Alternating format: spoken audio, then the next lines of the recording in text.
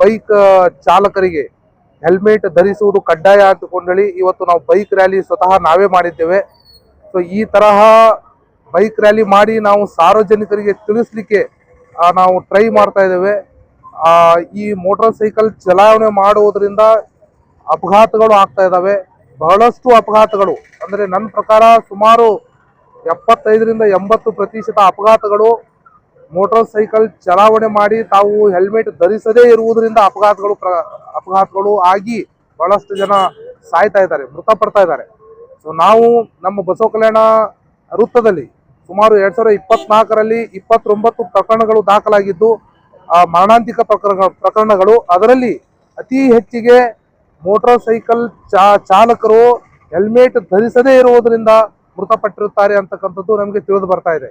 ನಾವು ಎಷ್ಟೇ ಈ ಒಂದು ಅವೇರ್ನೆಸ್ ಮಾಡಿದ್ರೂ ಸಹ ಈ ಚಾಲಕರು ಹೆಲ್ಮೆಟ್ ಧರಿಸಲಿಕ್ಕೆ ಹಿಂದೇಟು ಹಾಕ್ತಾ ಇದ್ದಾರೆ.